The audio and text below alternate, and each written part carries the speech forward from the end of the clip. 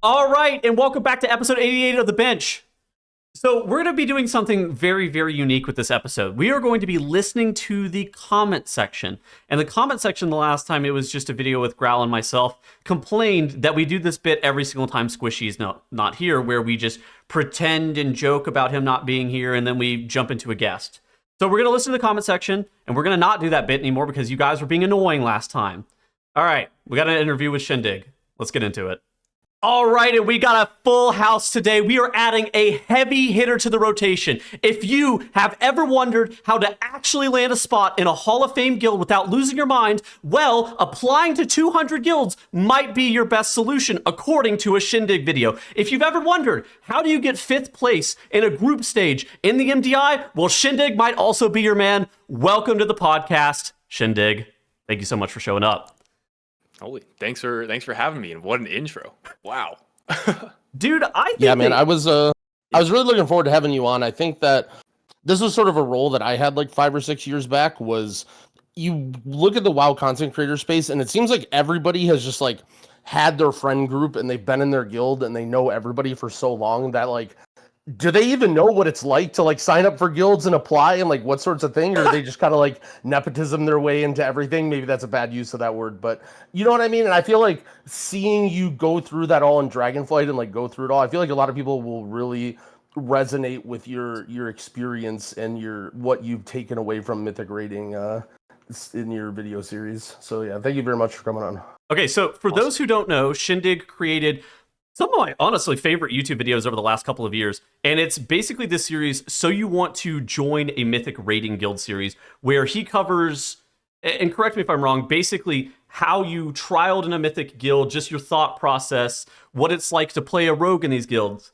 because you're fairly new to the high-end rating scene, especially compared to most people who play this game, correct? You could say that, sure, yeah. Okay, so I guess the best way of starting is give us your backstory about how you got into retail WoW, because you're fairly new. Sure. So, I guess I come from the classic rating scene, or the classic scene. I was part of the wave of people that picked up classic back during the 2019 launch. I pretty much played it through till Wrath, and it wasn't until I stumbled across a video that was recommended to my YouTube of the MDI being broadcast in season 1 of Dragonflight. When I watched it, and I was like, "Wait, this looks really cool." I didn't understand how like any of the retail abilities worked, or honestly, I didn't really know what Mythic Plus was. But like seeing two teams kind of go head to head with in like a timed field was pretty cool. Especially because while I played Classic, like kind of doing competitive PvE content was something that I engaged with, which for the sake of classic rating, because it's like relatively speaking a lot easier than like high-end mythic rating, or like the boss have fewer mechanics. They're gonna be so bad. It's like the goalposts for like difficult content in classic is like speed running or doing the raids really fast or like progressing the raid really fast. So that was kind of like where I was involved with, and like there's a lot of overlap with doing a raid fast in classic and like Mythic Plus in retail. So that kind of like caught my eye and made me want to pick up the game and get into it. Somebody I knew from raiding in classic was also in a raid guild on retail that they were able to get me into once I expressed interest and wanted to start playing. So I joined that guild. We went on to get the guild's first cutting edge, that raid tier. That was during Aberrus. Technically, I didn't get cutting edge because I was away the week we killed the end boss, Sarkareth. And the reason I was away was because I had ICC progression. So, priorities. No way. Reasonable. I was like, guys, listen, I love raiding with you, but I got to take priority, classic first. Then we would go on to do clear a Major Soul, got my actual first cutting edge. I was in for the kill. And at that point, I kind of I'd begun to lose interest in classic. And also around that time was when I had kind of realized I wanted to try do like more competitive rating within the retail scene. I had been playing Mythic Plus. I actually got Mythic Plus title in season 3 during Major So like that, I'd kind of found my way into that sphere, and I was like, I kind of want to do something similar and progress up the raid ladder and see what that's about. And so that prompted the now YouTube series that has kind of been following along with that point, and up to that takes us up to the end of Liberation of Undermine. So we're still a little ways off, but yeah, now here I am, and I guess spoiler alert, playing with a top 30 world guild in GN, and I've also now competed in the MDI, so come a long ways. Yeah, I wanted to talk about classic rating a little bit because I think people that play retail have the wrong perception of it. You sort of gave the disclaimer right away that it was easy, I think, because you realize you're speaking to retail players. But I think not even just like speedrunning guilds, but most guilds in general, they take classic rating like very, very seriously, right? Like when it comes to respecting your time, dealing with world buffs, like not wasting time, showing up to the raid, being there. Did you notice that too? Like within like, would you say that it's almost like more serious about like the team cohesion or whatever than in retail, or do you think that's maybe just like depends on the guild that you're in? I would actually say I agree with that, but I think that might be in large part influenced by kind of my raid experience, where like when I rated Classic, most of the time I spent during Classic was like with at least in like when we were in the level 60 bracket, it was like some random trade chat guild that picked me up. It was a bunch of random leveling people. We wanted to hit max level, progress through Molten Core, progress through Blackwing Lair together, which is funny to say the word progress, but like we were genuinely progressing through these fights, despite being some of the quote unquote like easiest content in the game, raid wise, getting world buffed. And like there was a lot of kind of, it felt like we were a team and like really working together to make it through this content. And so like there was a lot of kind of, I guess, cohesion there and like respect with one another for trying to like make that happen. But I think that's kind of like the background that I had. And what was the question again? Oh, it was just about taking the raid more seriously and about being a team unit. Like, it seems like it was resonated more in Classic than in retail. Whereas, I guess for me, it mainly has to do with trash, right? Like, in Classic, you're going through the trash so fast, and you're like being serious, and you're like swapping trinkets and all this stuff.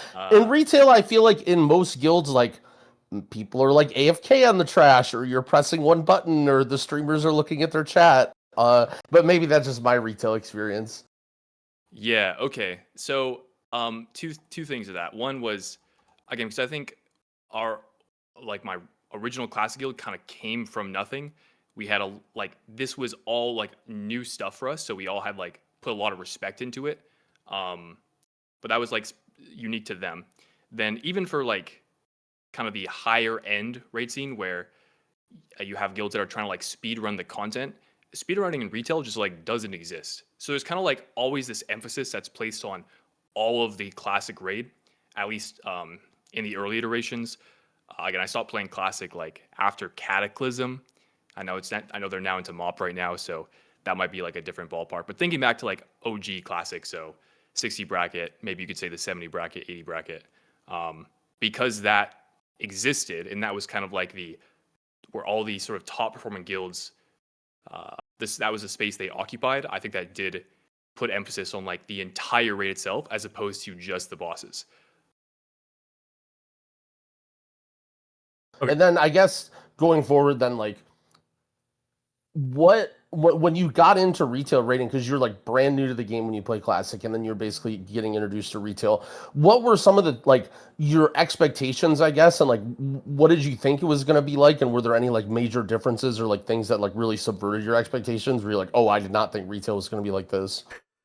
Yeah. Okay. So you kind of hinted at this earlier, Grau, but I think when I got into myth grading, the impression I had was like, oh my dude, this is like the pinnacle of rating. Like this content is gonna be so difficult. I'm like gonna have to like I'm gonna have to play out of my mind to like fit in and be a part of this group.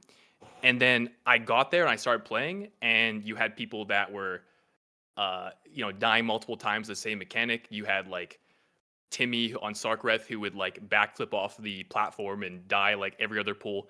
And it was just like, oh wow, these are a lot of relatable problems and things I experienced back in classic rating. It's just like a kind of a different environment now. And so I think I came into Mythic rating expecting the people I play with to be like crazy mode good, and to, I guess, like kind of paint this comparison a little better. So I joined the guild I was part of in Dragonflight was called Mind Goblins. We were like a world top 1,000 guild, or around there, maybe a little bit higher. When we did eventually get our cutting edge in season 2 and then season 3. When I was playing in my classic guild at the time, while I was doing both, right, I had to miss our Sarkareth kill for Ice Crown Citadel progression. We were, if I had to like put us somewhere relative to like the top guild, I think we were probably the equivalent of like cutting edge 800 or 900. And again, just to be super clear, I'm not saying that like you could slot our guild into cutting edge and then we would finish there. I'm sure we just the quality of players, you're saying? Yeah, like relative to the best performing players and like the size of the raid scene, I think we would probably end up somewhere in there. And so I didn't know that at the time. So then when I like started Mythic rating, a bunch of like relatable things, especially coming from my experience playing Classic, and like often I was a raid leader or like an officer, and just seeing like the same kind of problems that would occur, like, oh yeah, the issue about mechanics, or yeah, we just have a few players on our roster that's like really holding us back, and if we could like replace them, and our team would like accelerate, would be so much better. Just it's so many like relatable kind of guild management or guild performance things between both Mythic and Classic rating that I was like, oh, this actually isn't so different after all.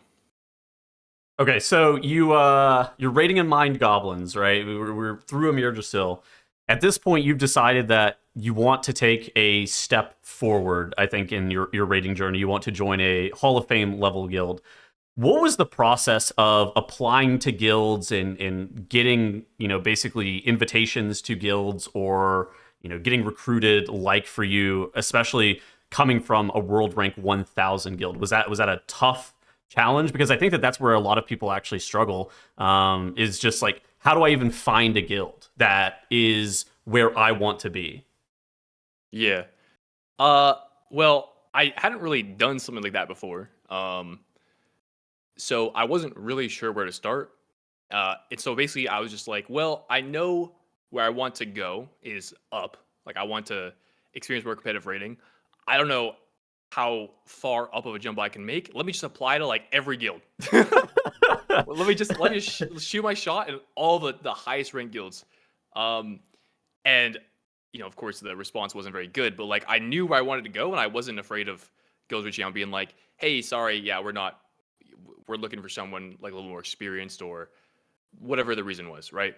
And again, because I had joined my first retail guild through somebody I knew, I literally have never applied at this point, when I was leaving Mind Goblins. So I didn't know what I was supposed to do. I just figured, yeah, if I want to move up, which I do, let me just apply to as many guilds as possible. And, if I'm lucky, one of these guilds will reach out and be like, hey, sure, we'll give you a shot. And that's pretty much how that worked out. Like I started with the applying to the absolute tippy top guilds, and then when I didn't hear back or the responses weren't favorable, I would just like continue down the ladder, applying to guilds that also had raid times that would like work with my classic guild, because at the time I wanted to do both. Like I was still kind of existing within the classic space, so those were the main things I was looking for. You know something really funny about that point in time? I heard from Vesper, who I think was like world 30th at that time, that you applied to their guild, and their response was less bad than you think. Their response in the channel, like obviously they didn't end up like trialing you or anything, but they told me after the fact that they were like, I love the passion from this guy. That was the thing that they noticed from your application. That was what they loved the most. Hell yeah. Do you feel like the response that you got, like you used the word unfavorable, are you being a little polite there? Do you think the community was a little gatekeepy or a little negative. Like, I remember struggling a lot without having logs, and people like basically treating you like an idiot when you're applying to their guild and you don't have logs. Did you have a similar experience, or were people generally polite, or like what should someone expect if they go down that same road? I would say like not at all. I didn't get the impression that guilds were like gatekeeping or. I mean, if there was anything that gave that impression, maybe it was like how few responses I got.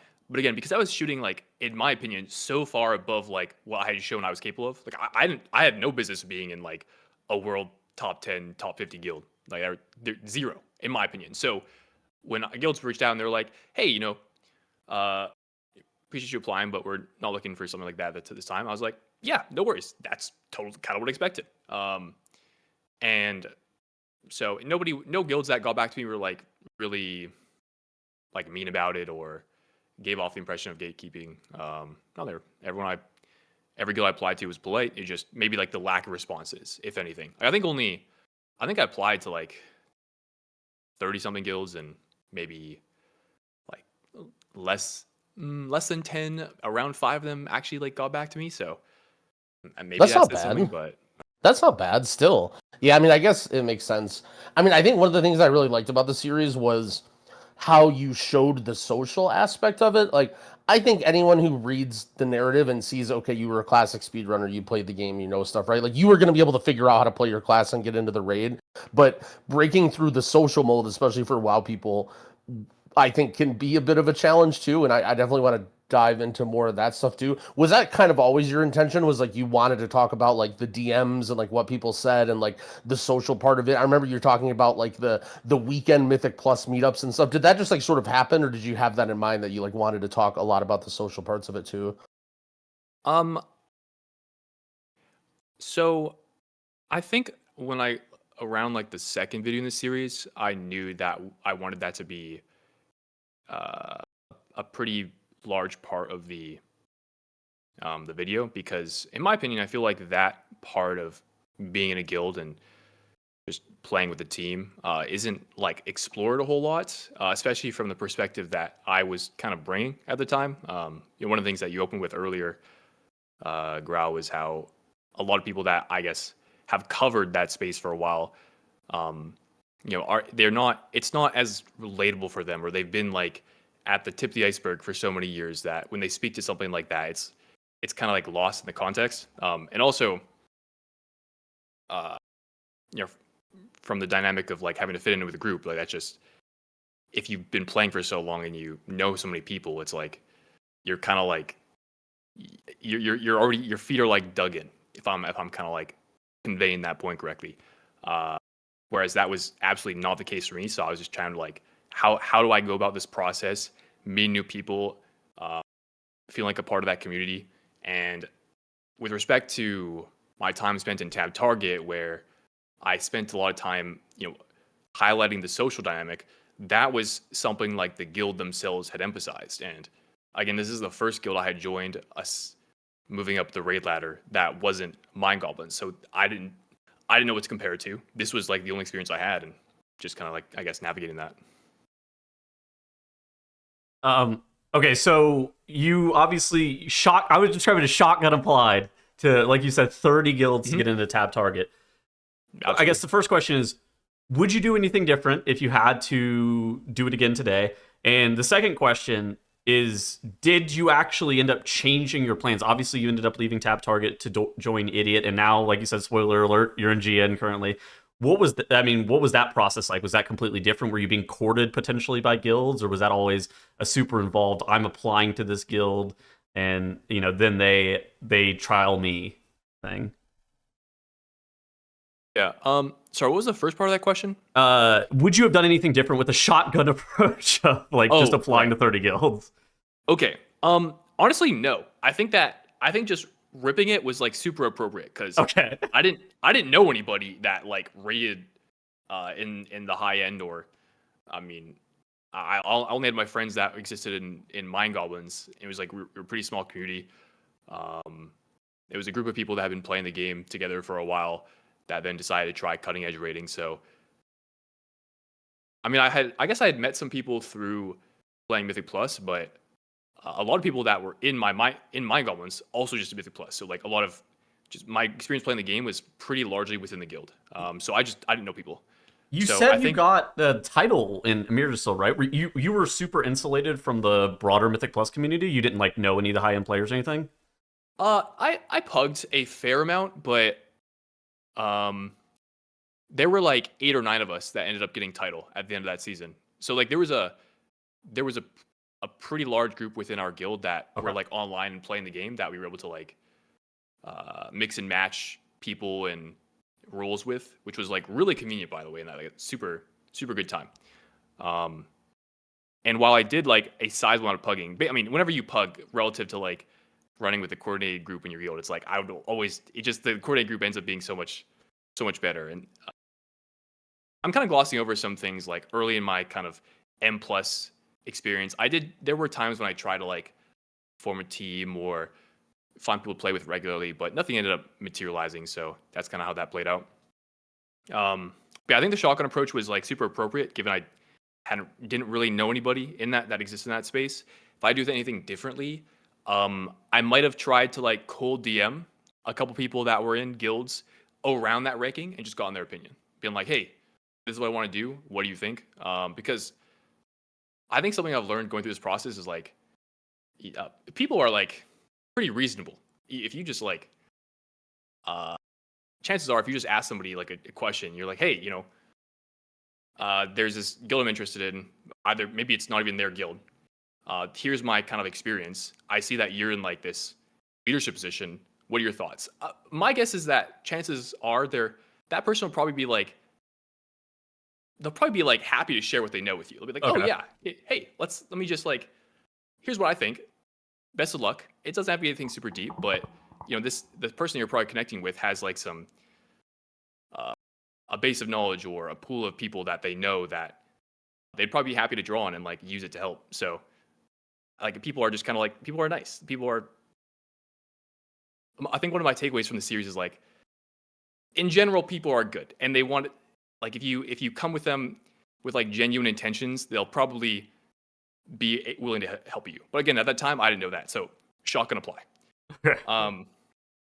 Then for joining like my more recent guild. So in the video I cover my last video where I joined Idiot, and now I'm in a new guild, GN.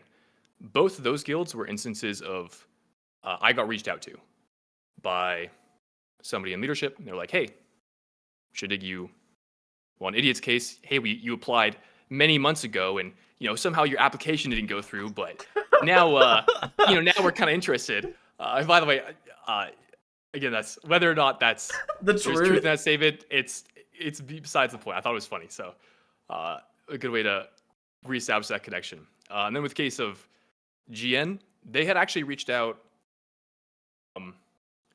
at the end of Liberation of Undermine, which kind of surprised me because I was like, if you had seen the last video, I was pretty much riding the bench for like most of progression.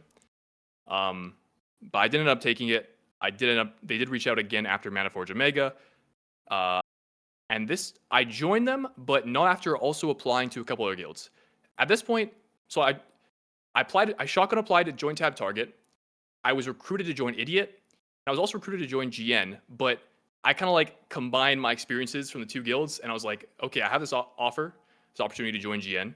Let me also see what else is out there, and if there's anything else that would be like more appropriate for my situation. And I ended up deciding that GN was the best fit. I did have another offer to join a different guild, but went through with that one, and so that's how that process looked. Yeah, I like your message that people are nice. I think you understate a little bit. I think what helps is you respect the process as well, right? Like you go into it and you're like, you understand that they're a cohesive unit and that you're gonna have expectations and you have to do stuff and that you're a little bit of an underdog. I think your mindset was really, really good going into it too, and I think it helped you with your like the way that people responded to you. Did you have at any point during like Dragonflight, like you mentioned you really liked MDI, did you have like certain players or streamers or like anyone who you like considerably like looked up to or looked at logs a lot of or watched their stream, like any inspirations in your retail career? Yeah. So for sure, I would say there are like two people or groups of people. The first I gotta give credit to is the what brought me into retail in the first place, which was watching.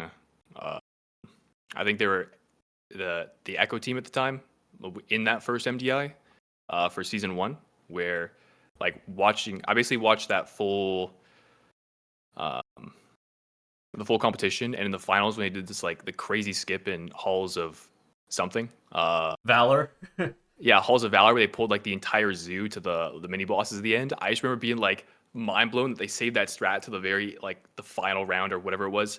And I was like, dang, this is like cinema. This is so cool. I want to play this. So that was like a big inspiration. And then also being a rogue player, I watched a lot of JPC in especially. Oh hell in yeah! season Shout out 3. JPC. Oh my god, Yeah, that guy's dude. the goat.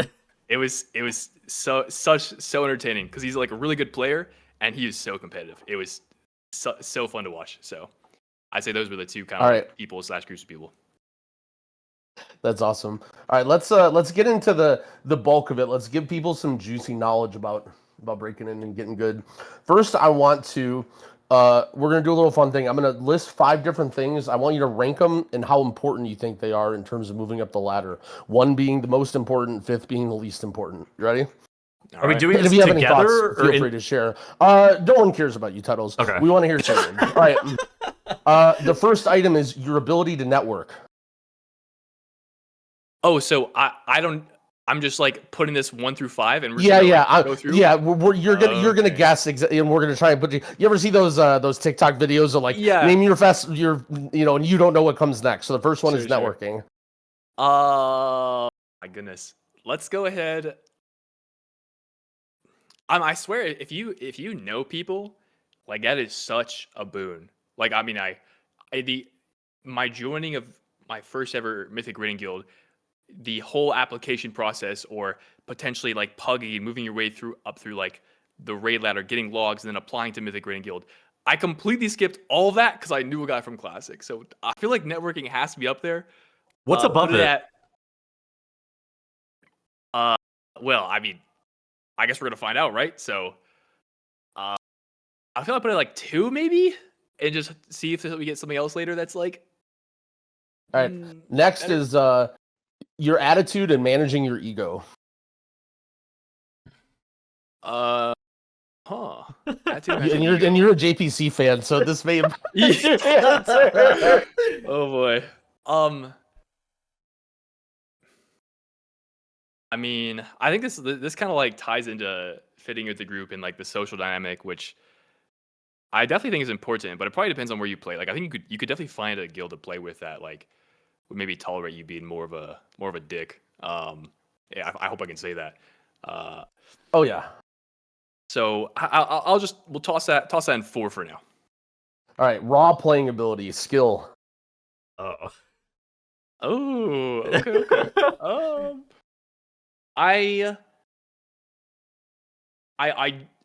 If you're, man, like you could be a really good player, but if you don't like, I feel like if you don't put yourself out there or like make it, like if you're a really good player and you have no idea how to like apply places, especially if you're like somewhere below, like I'm gonna just make up a random spot like World 1000 guilds.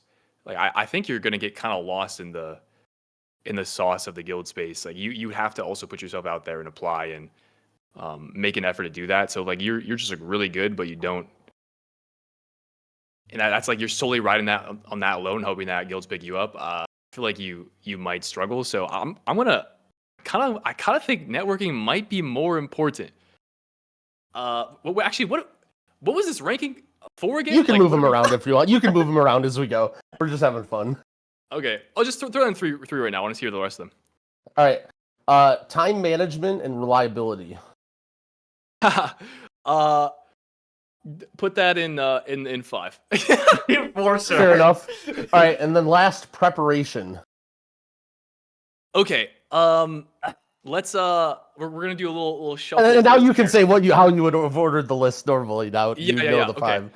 So I can't put prep at 1. That doesn't make sense. So I would say what importance of moving out the guild ladder. I genuinely think that like networking is probably the number one thing. Like if you just know people, if you put yourself out there, you'll probably see the best results. So I would put that to number one. It seems like the ultimate hack, right? Like, Yeah, everything else is like a slow grind where if you're good at it, it'll help you as you move up. But networking is like, if you know a guy, you just go from rank 1,000 to rank 50 immediately, yeah. right? Yeah, it's actually just a hack. That's a great way to describe it. So I would do like networking number one. Probably, I think it would go player skill then number two. I guess managing ego. So yeah, I'd swap player skill with the managing attitude and ego one, and then the rest of the list I think I would leave. Oh, I have to fill number five. So time management would go probably. I think that one would go to number. Oh yeah, I put them in number five, and then prep would go probably number four. Yeah, and not that those things aren't important, but I do think it's sort of like a bare minimum where like you have to do those things, right? It's not those things don't exist, but like yeah. you can show up to your rank 1,000 guild and be so prepared out of your mind, but like it's only going to take you so far if you don't know people and you're not parsing hundreds, right? Like you can go to a guild interview with a bunch of 80s and you can slowly move up, but like, you know, if you're sick good or you know everyone, that's when it's really like, okay, this is moving up the ladder. Tettles, what do you think? How did he do on his list? I think raw player skill would be my number one, and I don't know if it's actually particularly close. The reason being, okay, so hear me out. If you're getting 90 percentile parses or whatever, sure, knowing people is certainly going to help you out at being able to actually move up. This is certainly more relevant for DPS than it is for healers and tanks. I think healers and tanks is like a little bit more of a subjective rule sometimes, especially because parses are like really stupid. But hypothetically, if you have a 90 percentile parser, and then you have this guy who's like straight across the board 99s who's stuck in a world rank 1000 guild, you can do some insane jump even without knowing anybody.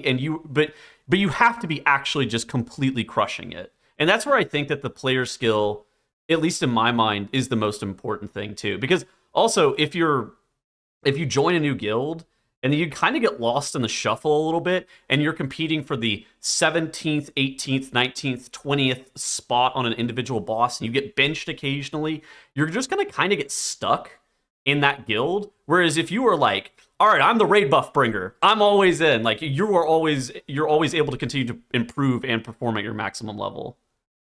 But yeah, that's my gut reaction. I think the rest of it, yeah. Time management reliability, I've played with some very unreliable people. Like that shit goes straight to pot. Yeah. It's a little bit of chicken and the egg thing too, right? Like if you know people but you suck, that doesn't help you. And if you're really good but you don't know people, it doesn't help you either, right? Yeah. So it is kind of like a little bit of a trick question, but yeah. I think if you're really good though, kind of the foam rises to the top, right? Like if you are so good, you will get recognized eventually. I think maybe even like Dorky's a good example of this, because like I don't necessarily think that Dorky was trying to become the best player in the world or whatever, right?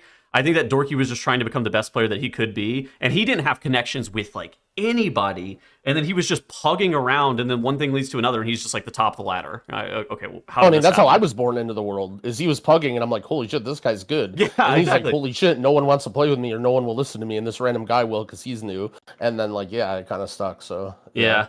I mean, networking, I think just is like I think you guys described as a hack, and I think that is like a really good way of looking at it. It is certainly like a shortcut in most aspects, though.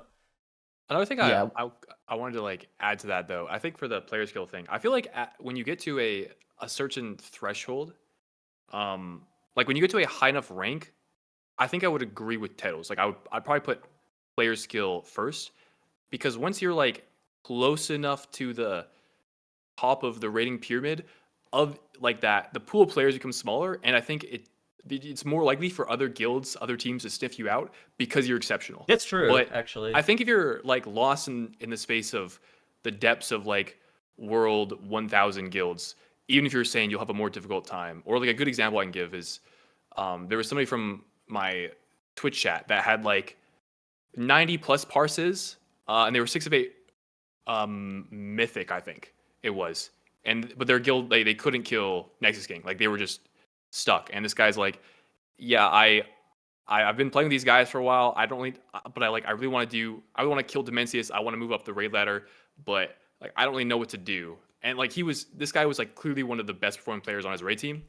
So we went back and forth for a bit. I ended up encouraging him to like apply to some guilds that had recently cleared Dimensius and Yeah. just like shoot your shot. And you could apply to guilds that maybe tried to kill Dimensius a month ago or 2 months ago. But if you do that, then you're probably more likely to get a negative response. So up to you how much effort you want to put into applying. And then he was like, all right, I guess he took that to heart and just like applied some really high ranked guilds. And he ended up getting into like a world 500 guild from being 6 of 8 Yeah. and second prog. But he had to take that step. Like he didn't know what to do, which is why I feel like networking is kind of like big value. I had a friend who was in a similar situation though, and I don't even think they were like networking. They were literally just like in an AOTC guild, and like had like straight 99s across the board, and they were like, I'm tired of this. I want to try mythic rating, and they just recently joined like a very late cutting edge guild off of like the recruitment Discord with no networking or prior existing knowledge. Just Okay, straight 99 parses in heroic, then joining a cutting edge guild. I was like, what? They told me, I was like, holy shit. Base. So I mean, it can work out. I think even just off parses, but yeah, networking makes it easier. Yeah, I think I'm convinced about the networking. I do kind of agree that when you're low ranked, you're invisible. Like I think that's how you like. We both mentioned, like all three of us have mentioned. Okay, we've raided with some people in some not so low end guilds that have been questionable, right? Like everyone knows, in a rank 100 guild, how did they get there? It's like, well, okay, Yep. It's definitely not true that here? everybody. It's not true that it's everybody in the guild in a rank 100 guild is bad, right? But we all know that there is that guy in every rank 100 guild, and it's like step 1, be that guy. Then step 2, get good. Then okay, now you can move up. Dude. But so on the topic of player skills, as we basically agree that it's one of the most important things. What like salient advice would you give to somebody who's trying to get good? Like, let's say you have an hour of day that you're going to dedicate to, I'm just going to get good. Anything goes. What would you recommend somebody be doing during that hour? Like what is their end goal? Like moving up the raid ladder or? There's somebody who has only ever rated AOTC. Maybe they've done a few mythic bosses and they want to just start moving up and get into the best guild they can be. Maybe they don't quite know yet if they want to be a world first raider or rank 100. They just want to get good at the game and start raiding in a better guild. Okay. I think I would probably advise like just get a lock on your ability as a player first and foremost. So like spend some time going through logs or watching a streamer that you enjoy that plays the class that you do at a high level, seeing how they do it and like trying to copy and replicate their performance. Because I do still think like being able to network and apply and knowing people is a really good way to move up the ladder. You also kind of want to be confident in yourself. Like I want to be able to know, yes, I'm good. I can justify moving up the raid ladder or playing at a higher level because I'm competent at what I do. And I think that confidence in yourself goes a long way so that you can make these jumps and like effectively convince other guilds to take a chance on you because you are competent. So I would say like lock down for an hour a day, get your rotation down, hit the dummies, so maybe you could see if you could pug your way into like a 2 of 8 mythic, try to get some quick logs in your belt, and then you would ideally probably look for a guild to jump into.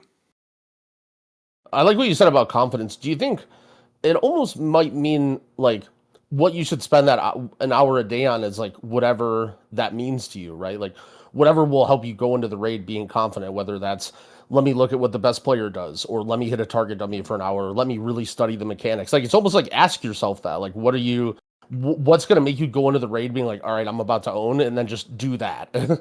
Yeah, no, actually, that's a really good point. I agree. I don't know, for me, what helps me feel confident when like I set into the raid now is basically knowing pretty much exactly what the bosses are going to do, and like already having that kind of a plan in advance, so I know how to like deal with that when that situation arises.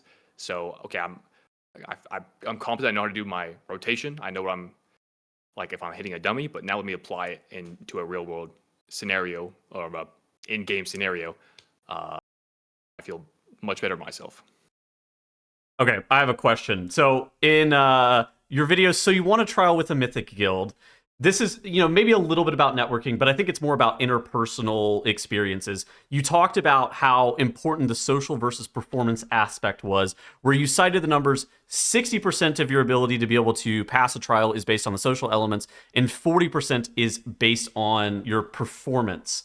I personally remember, I don't necessarily agree with these numbers. Has your opinion of this changed? Where did these numbers kind of come from? Did they come from Tab Target? Like, and do you agree with these numbers now after having rated at a higher level? Yeah. So these numbers came directly from Tab Target themselves. I didn't pull it out of thin air. This was exactly what I was quoted when I joined the guild as a trial. Now this was like the first guild I'd applied to. Following Mind Goblins is my second mythic rating experience, so I don't really have a lot to base it off of. And it just turned out that in that guild, like, being social, having like a social is like a very generalizing term here, but the idea is like fitting in with the guild and like, helping one another and having like an overall healthy, active Discord, being interactive, that kind of thing. Like that was a really big emphasis for them, more so than it was, let's try to be the highest ranked guild we can this tier. Like it was more important to them that they had like a healthy guild culture. Okay. And so they just put more emphasis into that. And that was like their kind of driving force. And I think guilds like that exist where like their most important thing about them isn't like trying to be the best performing player they can be, or performing guild they can be. But you might not as often see that, I think, at like, a Hall of Fame guild level. I think often the direction at that point is like trying to perform well. But there are guilds that maybe it's just a bunch of like, maybe it's an AOTC guild. It's a bunch of like real life friends. They get together and they try to like, they slam some bosses for a couple weeks and they're not successful and they'll just come back next week and do it again. But it's not so much to like actually kill the boss. It's more so just like spend time with each other and hang out and take some time off after your regular 9 to 5 or whatever it is. So that was entirely like a real experience within that guild. And then I joined Idiot and I was like, wow, this is so different. They don't give a fuck. So it was, I'm come to learn now that that experience I had in Tab Target was very unique and certainly probably not super usual for guilds of that kind of area, but that's just how they were. It was just so interesting because I feel like, sometimes your social grace can sandbag you a little bit. Say you're a racist or whatever, you're slamming slurs. All right, you're getting removed for social reasons. It doesn't matter how good you are, you're not staying in the guild. But like, I've rated with people who have such bad autism that they won't speak. Like literally, I rated with a guy for years that only typed, and it's like, yeah, I mean that's just how it went with that guy. But he was good enough to where it didn't matter. Like that was completely normal. Social stuff is kind of weird. I feel like I remember thinking that same thing when I was watching the video. And this is not to call them out. This is just like my thoughts. I almost feel like it's a little bit artificial to like say social, right? Like I feel like that's one of those things that you have to enact as leadership or like as people in the guild. And that's not to say they didn't do it, right? But like, for example, I think a lot of guilds can tend to be cliquey where it's like, these sorts of people hang out together, they do keys together, they're in a different Discord. And then to create that social aspect, like you have to have people like hanging out in your guild Discord, right? Like a healthy social thing, I think, is like having the better M+ players in your guild willing to just run keys with people for no reason. Having your leadership be willing to hang out in a public channel and just sit there and, hey, maybe that annoying guy comes in or the guy who doesn't know how to use push to talk, but like you just hang out anyway because that's what you do, right? I feel like it's like the little things and the trying to be more social rather than just saying it. But I did think it was cool, though, the idea of like, hey, everybody hang out on Friday and we do keys together because like for a rank 1,000 guilds, sometimes that can be hard, right? Making sure everybody fills their vaults and like puts in the effort and stuff. So there's like, I don't know, it's interesting. Like we all kind of laughed as like someone who's rated at a high end. We know that the social stuff isn't important, but It's it not that definitely it helps. isn't Like, I don't think they're. important. It's Well, like I don't. All I'm saying is like I don't think they're on the wrong track, right? Of like trying to emphasize it. It's just you have to do it in like a really eloquent and like good way. I don't- You know, you it- have to like set a very good example to make the guild social. it's tough because like performance is your foot in the door, right? The only reason you're in this guild is because you've cleared the minimum barrier to entry of performance to be able to even get a trial in that guild, right? And so then the social stuff is like almost secondary in a way, right? To like your like it's contingent on your ability to be able to perform at a certain level. I mean, it's when I think about it, like I wonder how many people apply to Tab Target or guilds like Tab Target because they are like a social guild or they advertise something other than what their guild rank is. Because in my case, I that was not why I applied. I applied because they were like the next guild up on my list of all the guilds I have to apply to. So They were like, right it was just- 135. that was just a consequence of like the way I went about joining guilds. And I think for a lot of people that are just like trying to move up the guild ladder, like that might be true for them too. So it was sort of like this, like that was something that they're like, okay, it's fine. You know, if that's the reason for joining, but you gotta be able to like fit in now. Like this is how we run things here, which maybe is unique to us. Now this is like, if you're gonna be part of this experience, this is what you have to expect. So that was something that they like, I guess, held true to them. Yeah, speaking of the social aspect too, you talked about like guild hopping or whatever. And it was a constant theme, I think, through your videos of this kind of push-pull between you want to stick in a guild, like they were cool to you, you want to stick it out, and also like you want to improve as a player, but at the same time, you kind of want to guild hop, right? Like in general, if you're someone who's rapidly trying to improve, you're going to outpace everyone around you. You need to keep moving up, right? I guess just overall, I'm interested to hear your thoughts on that, and if you had any like, I don't want to say regrets, but like maybe things that you would have done differently. Do you think you don't have to name names specifically about guilds, but do you think you stuck around too long? Do you think you left too early? Is there any thoughts that you had about your journey? Like, Oh yeah, especially back when I existed, I was playing Classic, and this was back when I like viewed being a guild as like that was like something I was super loyal to.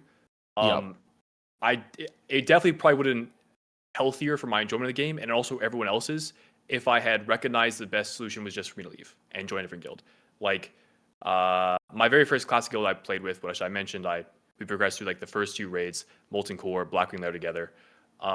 We ended up having this falling out because I loved the whole speedrunning thing. I wanted to be as like competitive as possible as we could. I was showing up fully world buffed, fully consumed, and there were like a handful of players that also did that within the guild. But it's you raid with 40 people, and when you're a leveling guild that becomes a raiding guild, there's such a range of players that have different expectations and things they want out of the game.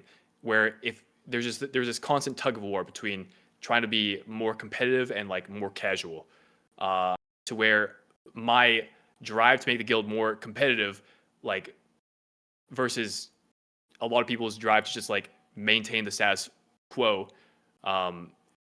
create this like tug of war that was like really difficult for us to continue blogging as a guild, continue like doing the content to the point where like it just became really unenjoyable for a lot of people. Several people stopped playing the game, myself included. I took a break until like basically just before TBC came out. And had I recognized like what I had wanted didn't exist within the guild I was playing at the time, I probably would have left and maybe found a situation that was more fitting for what I wanted out of the game. And that was something I kind of recognize now.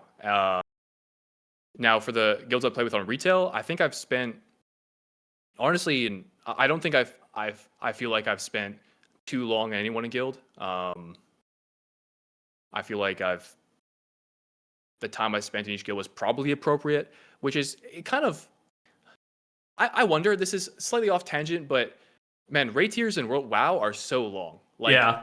If you're like, hey, I want to move up the guild ladder, and let's say you guild hop once a tier and you move up like 200 ranks a tier. Let's say you're in a guild your world rank 1000 guild, and you want to eventually make it to Hall of Fame, like 2 expansions. Yeah, it's so long, dude. That is so like completely abnormal in like any video game space. Like that isn't like WoW taking And if you guild hop more often than that, then you're seen as like a crazy guy. Where like, oh, this person they can't stay in one guild. They're always moving guilds.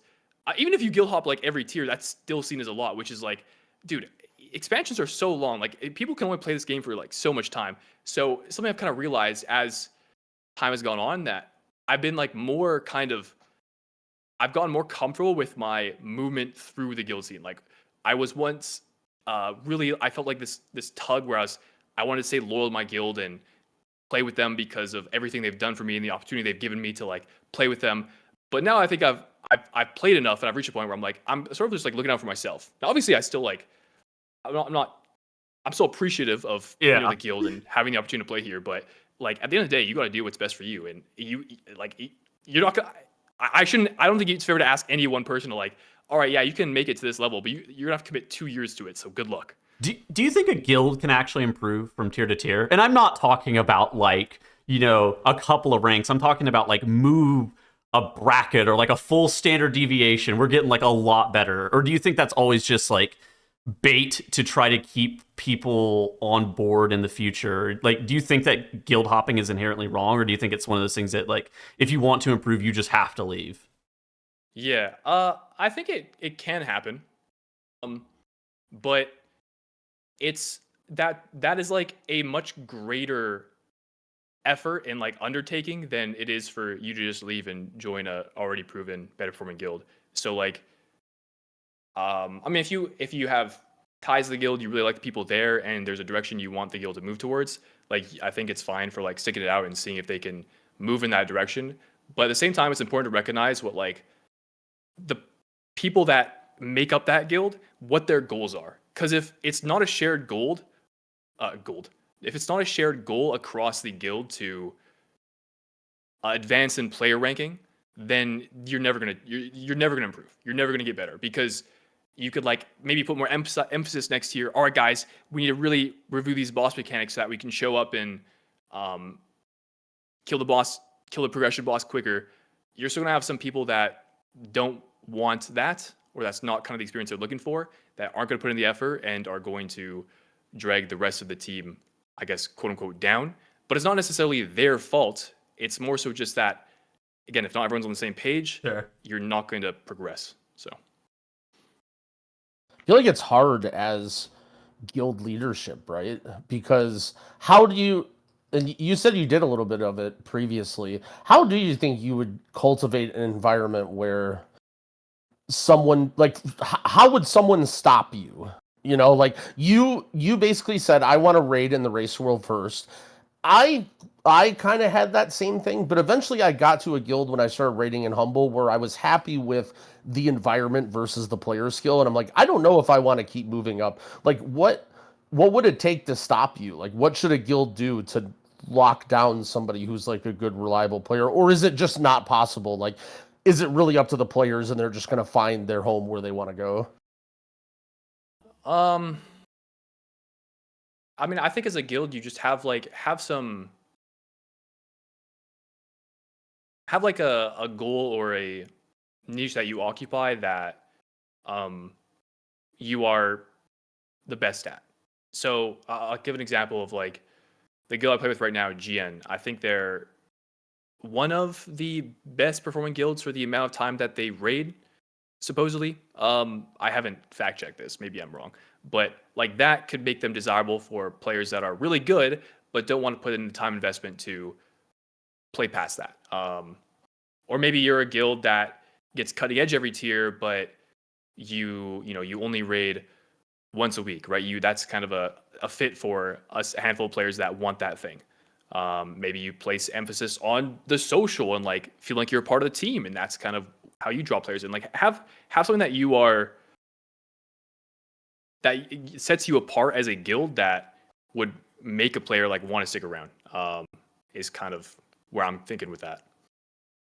It makes sense. Like, not everybody, everyone has the most important thing for them, right? Like, at least for me, when I played in Humble, like, eventually I settled into I love Mythic Plus. And so, like, I want a guild that's going to be good and serious and clear the raid, but I don't want to be race rule first. Like I need a guild that can clear the raid, get my loot, you know, have fun, experience it, and kind of move on. And that was kind of like when I hit that, to me, that was like the seesaw of like, you know, time spent versus skill or whatever. And almost they kind of passed me by, right? As they cared more and more about guild rank and slowly moved up, it was like you know, I don't even know if I can take M plus super seriously with how serious these guys are taking raids. So yeah, I think it's definitely a hard problem to solve though. I think I always kind of struggled at, you know, it's like how does a business owner make the employee care about the business? It's like, well, they're not, right? They care about themselves. It's their job, and it's like you have to create an environment that makes them happy with the exchange, basically. I think it's a really good way of looking at it as like the business owner aspect. I mean, I remember whenever I was like an officer in Might, we had people go to like instant dollars and PC and stuff like that because they wanted to raid more hours and raid at a higher rank. We were like, there was no world where we're ever able to stop them, right? The only thing that we can realistically do is try to continue to make the guild good for the other, 22 people who are still there after these 3 or 4 people have left, right? And that's the only thing you can do is you can recruit to replace those people who have just left, who are going to be able to continue on with the status quo of like what the guild, culturally means, but also get roughly the same performance every single time. You might go up or down a couple of ranks, but as long as you're roughly getting the same performance, people are going to be more or less happy because it's a form of entertainment for most people. Most people aren't like Shindig where they're actually aspirationally trying to raid in the race world first and be the actual best, because that goal is way out of reach for us lay folk. Yeah, I mean, I think I actually, going back to what kind of Growl put out as well, is as a guild, like there's kind of only so much that you can do. And also Tails kind of touched on this, but and so as some of the things I mentioned about like points you can try and like specify that set your guild apart. But at the end of the day, it's likely going to boil down to the player what they want. So as much as you can, you just got to be accommodating and accept the fact that people will leave for various reasons, and have a healthy way to bring new players in and keep the ship sailing.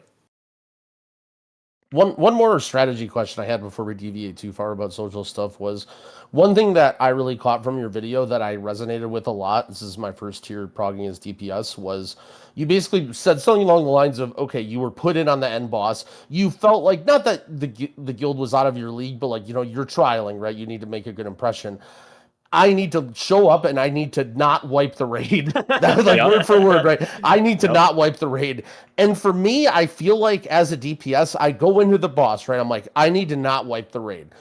But this is a 200, 300 pull boss. And at some point you're like, dang, these guys are owning me. Like this other mage is doing more damage than me. How do you keep your mind on track to like be consistent and not be a monkey and try and greed, or is it inevitable? Or like he was a rogue on Gallywix. There were no mechanics on that fight. I mean, I had never seen the fight before. I didn't know. Well, I guess I'm still interested in how you find that balance between like trying to do good damage and like, I mean, ultimately that's why you play DPS, right? Because you're trying to do big deeps, but also like not wiping the raid. And like, how do you keep your mind sort of trained? And I don't know, do you do it naturally? Do you like not care at all about damage? Does it? I feel like sometimes when I watch people, it's just like they're monkeys and then they just play like monkeys until the boss dies. Whereas people don't have that mindset that you have of like, step 1, don't wipe the raid. Yeah. So, okay. I mean, the Gallywix example is a little unique in the sense that because I had missed all of the progression prior, like I wasn't for the fights, the guild was basically going to kill the boss, whether I did like good damage or bad damage. Like it didn't really matter. I was just kind of like there to be a raid buff and like fill a raid spot, do the mechanics that the person that wasn't there that night would otherwise be doing. And so like knowing this, I was like, I just don't want to die. Like this, it doesn't matter what I do. We'll kill this boss. I just need to live. Like that was it. And I think that I was right. Like I'm pretty sure that was the important thing for me to do there. And now, yeah, I could have maybe cared about damage a little more and like wanted to make a good impression, but like the raid tier was over. Like it's not like I have to make a really good impression so that I get subbed in for the next boss. I was like, I mean, it would be cool if I played well and I did a lot of damage, but it's not changing. It's likely not changing the outcome that we will reach tonight. So I just wanted to do whatever I could to like make sure I was not on the floor and then not the result of the guild wiping, which by the way I think is a good look. Like I think from trying to like 100%. impress the guild and the fact I was still trialing at this point, I was like, you know, if you're having to come into a progression fight, just don't be the person responsible for wiping the raid, and like that's a fantastic look, regardless of whether or not you're doing damage. So, But aren't you trying to pop off? Like your guild thinks Thalamir's better. Like don't you want to pop off? Don't you want them to be like, damn, why do we have this guy on the bench the whole time? This guy completely owns Thalamir. Like, isn't that what you want? Who cares if your guild like they're gonna kill the boss anyway, right? You said it yourself. Like, what if you gray parse? Dude, fuck mechanics. I'm just going there doing as much damage as I can. No, no. I mean, I don't know. I guess I was just accepting of the fact that like, you know, Thalamir was clearly the better option for them for this progression, and I was like, yeah, I'll just do what I can. This is like, I want to support the guild and like help them kill the boss, and I don't know, the thought of like, oh my god, this is my opportunity. I get to fucking show him who's boss. That's so healthy. I was more nervous. That's like, so reasonable. I didn't want to deal with the embarrassment of wiping the raid. Like that was also all right. I was genuinely nervous of like, if I went the raid, bro, this could be so bad. Oh my god. Like it was a lot of pressure. So that part was true. On fights where like I'm in from the get-go, I'm definitely cognizant and like aware of my damage and like trying to like, I guess, maximize that. So that's why I say the Galliwix encounter was like kind of unique. And like I do have some Zug brain, like I think every DPS player does to some extent. And I guess like in the majority of guilds and raid situations I've been a part of, there's kind of like this during progression. There's sort of like a period of like learn the fight, and then okay, now I have to execute it from start to finish. And people learn the fight at like a different pace, a different rate, I guess. And I want to say in pretty much every guild I've been a part of, I've learned the fight probably slightly quicker on average than everyone else, to the point where for me, the final pulls until we kill the boss, I'm basically just doing as much damage as I can, or like trying to optimize my damage, because I understand everything. Like I'm confident in my ability. I know how to execute the fight, and so I can like designate the brain power to just think about, I'm doing maximal dam now, and I'm gonna optimize for that. And that has typically worked out quite well. Now, you know, since I've moved up the raid ladder, I'm playing in a new guild. Like, am I still gonna learn mechanics and the fight, you know, quicker than the average player? Maybe not anymore. Maybe that's something I'll have to like navigate and figure out, as I also have to balance trying to do, you know, as much damage as I can, because at this level, that's kind of important. So we'll see. I mean, I see how that goes. I'll try and be more reasonable. Do you watch your guild whenever you're what would benched? Shindig do? Do you watch your guild whenever you were on the bench? Like, were you watching all of progression, or do you do the thing that most raiders do, or maybe people Growl's guild do, where if they're not in for the night, they're out doing whatever there might be. Just say goodbye, and they just leave. Okay, so when I was progressed, when I was benched initially, like some of the first few times I was benched, I was like fully present watching the fights.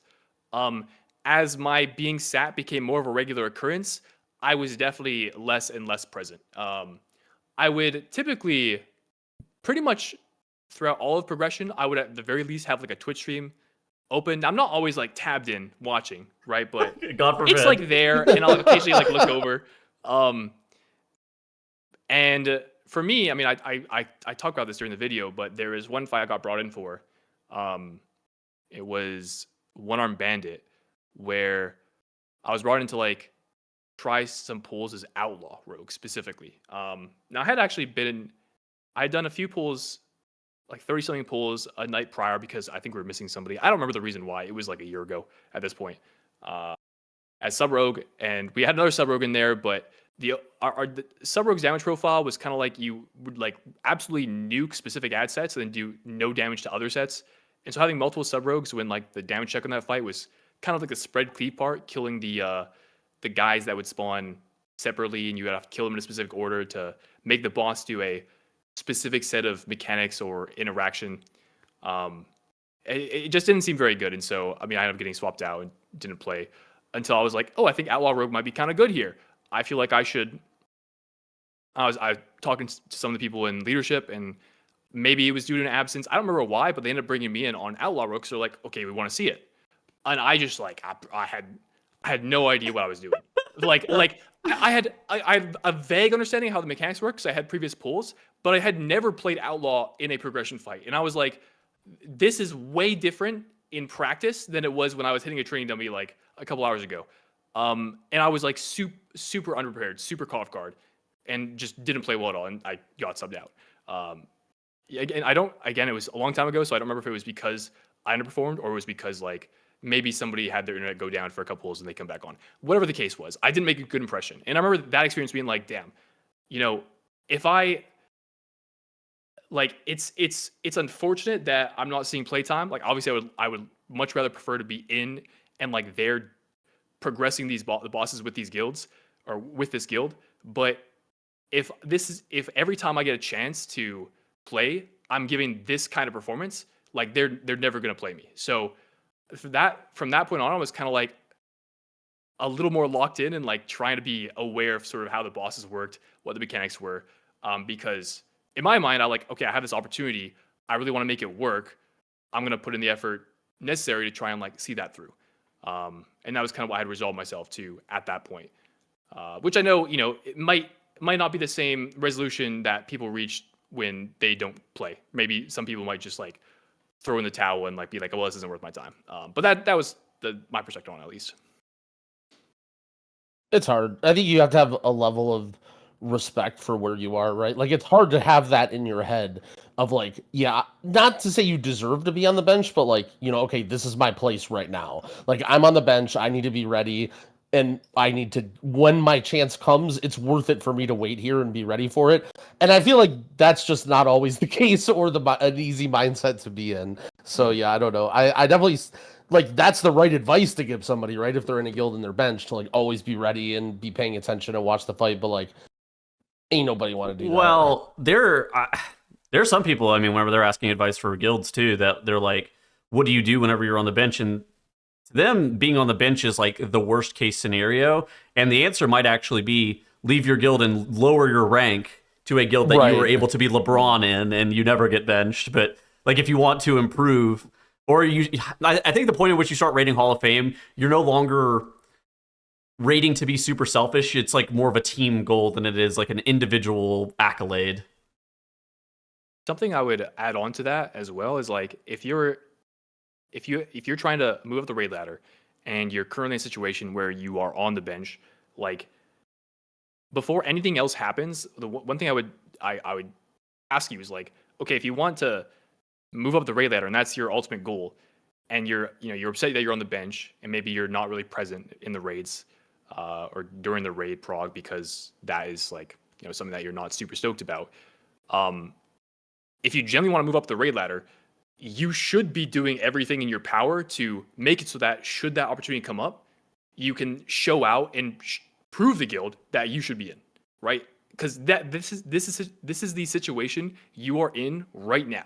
Now you could drop down in guild rank to a guild that would play you more regularly. You could maybe apply elsewhere, get another opportunity that is better for you. But at this exact point in time, if that is your end goal, why not do everything in your power to make that more of a reality? And I think like you have nothing to lose. You're already with them, right? Like you're in this situation. Yeah. So I think for a lot of people, it's like that's kind of the realization. Well, I actually don't really. I want to move up the raid ladder, but I actually don't want to put in that much effort into it. Like it's actually kind of more casual for me. And then that's something that you have to figure out for yourself, right? How much do you care? How much does it matter to you? Otherwise, you'll just be constantly upset that you're on the bench and never find a way off of it, I guess. I think there's also ways to make yourself unbenchable once you are given an opportunity, whether it be like, the mechanics where like the raid leader's like, all right, can somebody call this out every single time it's happening? And you just like immediately step up and you start calling that shit out. You have just made yourself unbenchable, right? Like, because nobody else is calling it out, and now you're more intimately familiar with what the raid is actually trying to do. And it's like, if something happens, you're very unlikely to get sad. And it's like, all right, it's hard to actually get you out of the raid. So whenever you are given those opportunities, like Shindig said, taking the advantage of them and making the most out of them is going to be super important. I would add on to that and say another thing to make yourself unbenchable, when you do get an opportunity, ask questions. Like before a poll, if there's something you don't understand, just ask. Yeah. I feel like from the perspective of hearing other people talk, I'm like, wow, this person really cares. Or like this person is putting an effort to make sure they don't wipe the raid, which is usually pretty unique. Not a lot of people are gonna ask clarifying questions. They'll just die to the mechanic when it happens to them because they don't know how it works. Yes. So I feel like that's also a good tale. Taking me back many years, that reminds me of like a hack that you would use in like high school or college to be like, it feels like half of the class is sleeping, and so if you just like actually paid attention for 5 minutes and critically thought about what the teacher's saying and then asked something, it's like, oh well, they immediately know you and they know you care and you're standing out, and it's like, yeah, I think, you know, the obvious caveat to that is you have to say something intelligent or ask a good question. You know, like If you ask a it'll base be like, mechanic, it's like the Yeah. worst Yeah. shit ever. I mean, I think in general, like, another thing is like watching guilds too and like seeing where they get stuck. I feel like a lot of fights have like very obvious pain points or like things that go wrong, and so Yeah. like identifying those and pointing those out right away, or like asking about those, or like, okay, how are we going to handle this? You know, like that shows you did an immense amount of research. If you know, if there's like a very hard part in the fight and you're like, how, you know, do I need to stand here? Do I need to use this ability? You know, whatever it is that happens to fit in your role. Like the fact that you know that already, because chances are if you're in any guild that's up there, like your raid leader knows, like your raid leader or whoever is watching stuff, and he knows exactly what you're talking about, and he knows that that's a pain point and that you paid attention to it is good too. Okay, so I had a question. So in regards to Mythic Plus and the synergistic relationship that Mythic Plus has towards Raid, do you think that like M Plus could ever realistically be a tryout for Raid, or you could utilize that the networking that we were kind of discussing earlier to maybe like skip some ranks and just prove that you might be better than the situation that you're currently in? Or do you think that Mythic Plus is more like separate? Because I think that everybody's got people who have raided with them before, who have been good at Mythic Plus, but absolutely god awful at raiding. I won't name names. One of them might be in this call right now. What? I didn't name names. Or do you think it's something that like Mythic Plus can be a tryout for raiding? Yeah. So I think that my takeaway is that the two game modes are pretty different. And I think most guilds don't really associate your M plus score with like your ability in raid. The thing I think that you would get the most out of doing Mythic Plus would be meeting people and making connections. That is like the biggest boon to doing M plus and like pugging and like meeting people through that way. Because if you meet somebody that is in a better raid guild and they think you're pretty good at M plus, like they'll probably vouch for you. You know, even despite the fact that I think a lot of guilds have the perspective when recruiting that M plus is pretty separate from raid. Mm-hmm. In fact, when I joined Idiot, in the conversation I ended up having with a recruiting person from that guild, they had mentioned that they had also heard of me through somebody they knew that also did Mythic Plus. So like that was how that enabled another connection that was probably part of the reason that they reached out to me. Now it wasn't because I was a good Mythic Plus; it was just because they knew me from it. Well, I guess. Yeah, It's both. It's both. Well, you can't be bad, right? Like you can't be bad at Mythic Plus. Yeah, if I'm bad, they probably wouldn't have connected with me. So there's some. I think most of it is like the networking and connection part that you meet through people. As long as you play like fine, you're not like inting every key or something. But apart from that, I do think if you're an insane Mythic Plus player, but you have like minimal raid experience, raid logs, I think you will struggle to move up if you're not leaning into those connections and the people you've met. Yeah, I think that goes back to like the very initial thing that we talked about that synergy between being good and knowing people, right? Like if you were to apply to a guild and you write in your additional notes, I'm 3,870 IO and I've been the rank 2 DK in NA for 3 seasons, like they're going to laugh at you, and that's going to be a huge negative on your app, even if you're a really good player. I don't agree with that. But I do. I think most high-end guilds, I think if you like brag about your Mythic Plus without being asked, I think that is a bad look. But if you know somebody in the guild and you do high keys with them and you say, I do keys with so and so, he'll vouch that I own, that's like one of the most positive things you can ever have on an app. Like if some guy hasn't rated in 3 tiers, but someone I know who I trust says, no, this guy is good, he's at least worth giving a shot. I mean, that guy like immediately gets a trial if we need his role, right? But like you need to have that in, but like M plus is the way to get that in. But it's not necessarily just because you have the score, it means you get, it's the score that gets you the connections that then you have both of those things. That's the double piece key that unlocks the door to get into a guild, is knowing somebody and being good at M plus, I think. The reason I think that the score could matter is it depends, like, I think your score has to be so much better than the guild that you're applying to, right? Say Shindig here is, especially in Nerevar Palace, weren't you like really high on the ladder for Mythic Plus, or was that season 2 that you were super high on the ladder? Season 1, I think season 1 I got title, but I was like not that much higher than title cutoff. Okay.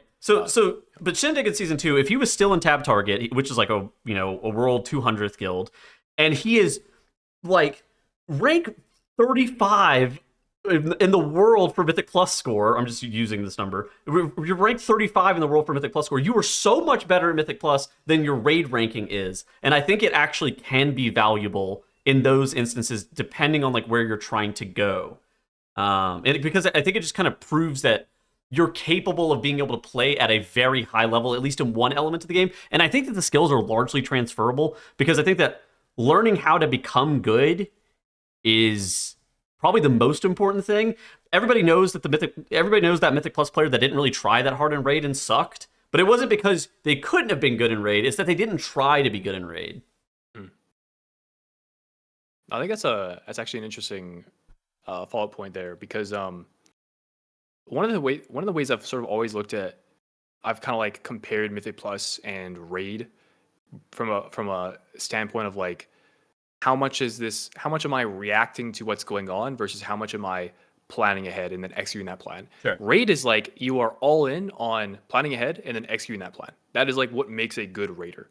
In Mythic Plus, I mean, especially if you are like hugging, it's a lot of just reacting to the environment and having to make correct decisions and plan around that, so on and so forth.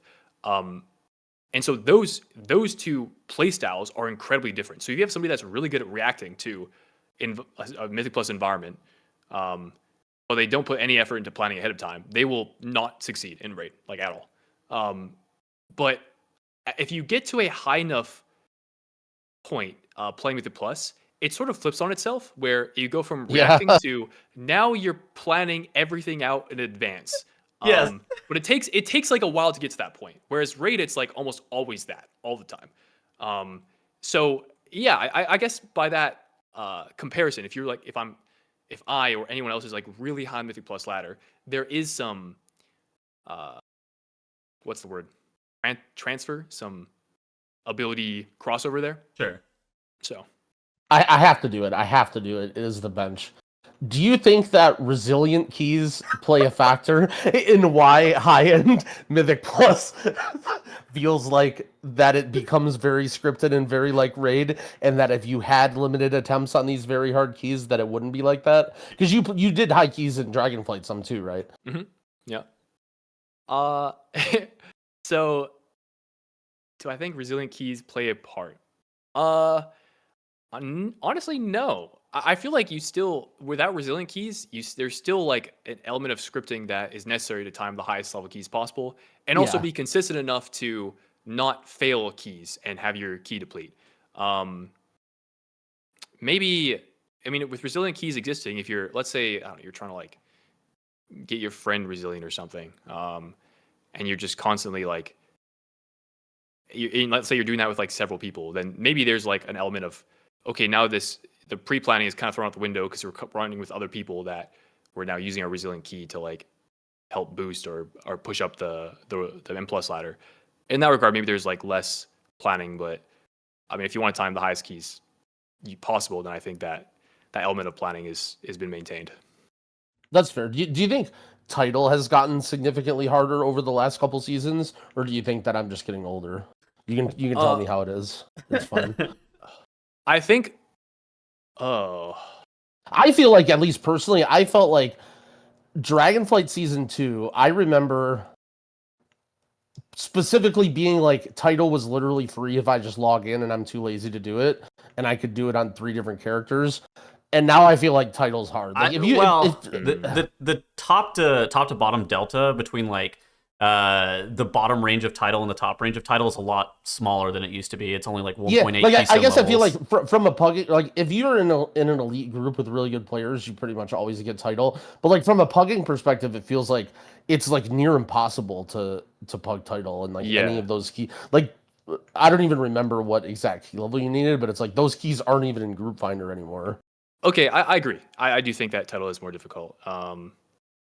And you could probably argue that Resilient Keys has contributed to that, given the sense that you have a lot more people that maybe now otherwise wouldn't be eligible or wouldn't be a considered for title because they, I mean, they're not that great, or they have friends that can play pretty well, and those friends play with them, but their success rate in the highest keys is like not that high, so this person usually doesn't get title. But now that Resilient Keys exist, you have an infinite number of attempts. So eventually, if you do it enough times, one of those attempts will go through, which for the sake of like boosting friends or even just like selling Mythic Plus boosts for gold, could for gold, of course, only ever for gold. Yeah, only for gold. Could inflate the M plus title. So if you're just pugging and trying to find your way up there, and you especially if you don't know people that could like also have resilient, that are also trying to get you in, like you probably just all you see is like looking to sell resilient keystone 19, 20, and you're just trying to plug your way in there. Like that's tough. What are your thoughts on like multiclassing and playing different roles? I remember in your most recent interview, you talked about MDI stuff, and one of the things that Dorky and I sort of noticed like very quickly as TGP became more important is how freaking important it is to have people who can multi-class. And it's getting to the point now where TGP, like you're already forming your team for the great push, and you have no idea what's going to be good. Like you don't know if something's going to get nerfed. They're doing balance patches mid, like in between cups, and it's like. How have you felt like trying to move into that world of MDI? Where in Raid, it feels like you can sort of carve out, right? You can be the JPC of your guild where you're the rogue. You always have a slot because of your raid buff. You play well, you just show up. And then in M+, it's like, you might just show up and rogue sucks for the whole season and your team literally doesn't even want to play with you anymore. Mm-hmm. I mean, I think it's just the reality of of competing in the TGP right now, or the MDI. You just have to play a plethora of classes. You have to have coverage for whatever the best possible composition is. Otherwise, you aren't competitive. Like the people that play at that level are so good that if you're not doing that, you won't win. You won't succeed as a group. So that's just kind of like the reality of playing that competition that I recognize. And so that's part of, I think, trying to become a better MDI-er. Okay. Be more competitive is I have to play multiple things. So that is something I'm working on, but yeah, not to the same degree for raid as you touch on, because the existence of raid buffs pretty much makes it so that one of every class is being brought to a raid, more or less. And so it's like I can just be the best rogue I can be, and then I carve out a spot for myself. So I do, I think in a perfect world I could just play rogue all the time in all forms of content and just be competitive. But given the fact that classes are unique and have strengths and weaknesses, that's just inevitably not going to be the case. So I think it's just the reality of the game right now that you have to multi-class for M+. Well, I have to multi-class for M+ to be competitive in that kind of tournament format. Okay, well, with that being the case, predict the meta composition without any explanation. No thought process, no explanation. Just predict it. A tank, a healer, and 3 DPS for the meta composition for Midnight Season 1. All right, Prot Warrior, Ardruid, Arcane Mage, Unholy DK, and what else is the comp missing? Oh, Devour Demon Hunter. Bang. Oh, Devour. Yes, that's the comp. Have you played it much? What do you think about the class?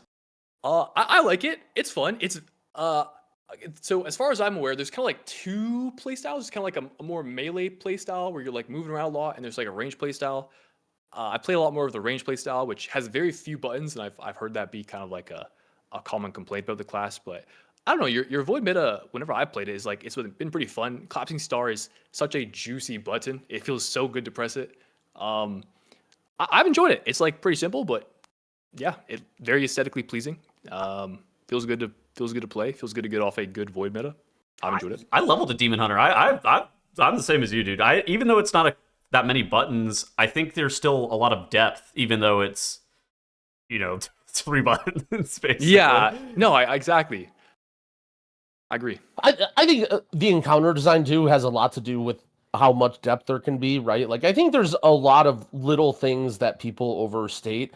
If you're an Omega Sweatlord, obviously you're gonna like master it, but I think like you shouldn't judge a class based off of just hitting a target dummy, in my opinion. Like it has to do with the mechanics going around you and the boss that you're hitting. And I do think that WoW definitely does need to have some like insanely complex 5-head rotations, because I think that's kind of like what the game is about, and there are people that enjoy that. But like that doesn't have to be every freaking class, right? Like a class can be like fun to play and have stuff to think about, and you're not like inputting a Mortal Kombat fatality every time you you need to move and like do a thing. And it's just like, yeah, I think I'm interested to see how Devour plays out. The feedback that I've sort of heard, I haven't really done much with it, but that like the whole like melee jump in and out play style seems like in theory it should be more fun and more interesting, but it's just not tuned as well as the be it ranged and hit 3-button play style. And like maybe if they put some more, love into some of those like jump in, jump out movement talents, people would enjoy it more. But I guess we'll see. I don't know. It's definitely one of those specs similar to Outlaw Rogue where you think you have it mastered whenever you're hitting the dummy.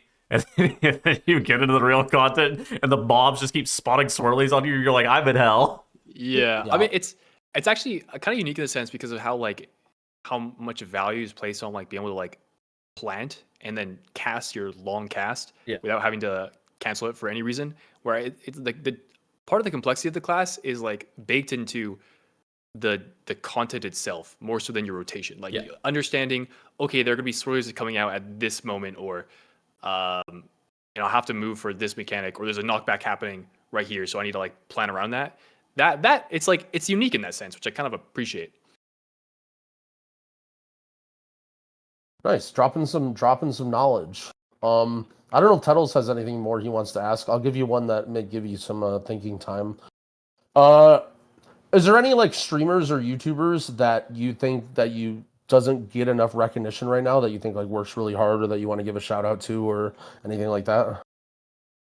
Kind of put you on the spot with that one, but because I feel like you almost were somebody that like it kind of naturally happened where you put a lot of effort into that rating video and then it popped off and people were like, hey, this guy's actually kind of cool. Is there anybody else, like any videos or any creators that you watch that are kind of low key that you want to shout out? Yeah, actually, one comes to mind. I don't know if you guys have heard of a Wu Tank. I have seen his video. He has like the bear logo, right? I think maybe I might be thinking of a specific thumbnail, but I actually don't remember what his channel icon is, which maybe if I'm gonna shout him out is I should know. But this one, it's a raccoon. Sorry, oh, it's not a bear.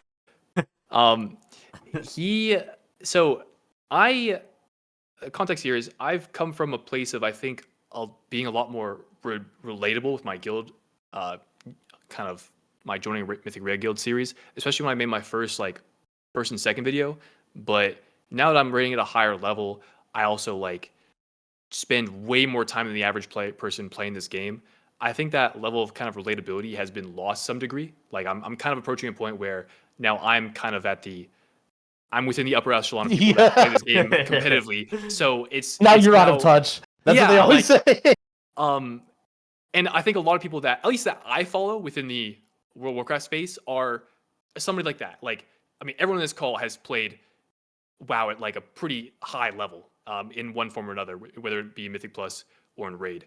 And one thing I really appreciate that Awu's doing, and this might just be there might be other creators out there that do this that I just haven't been recommended to or haven't followed, but he's basically like are you new to playing World of Warcraft? Well, let me tell you all about the game. Like he kind of accommodates to the newer player base, and that's sort of his whole shtick, like appealing to the more casual player. And I feel like he does a really good job of that. So I thought that's been pretty cool, and it's a in my opinion sort of a void within the World of Warcraft space that hasn't really been filled, or again, of the channels that I follow. So shout out in that regard. I think tanking especially too. Like that's one where we talk about it on the show so much. Is like that's one where we want people to get into it. We want people to learn. So yeah, shout out to Wu Tank. That guy's awesome. All right, what do you think, Tunnels? Anything else you want to ask? Yeah, I have a question. So your most recent video, you're talking about your plans for the season. One of the things that you talked about at length in that video is jumping to a Race World First level guild. What do you think is the biggest thing that needs to change from your individual, play that can actually take you to that level? Do you think it's like your skill? Do you think it's your preparation? Do you think it's just time that you need? What do you think is the biggest thing that needs to change to be able to get you there?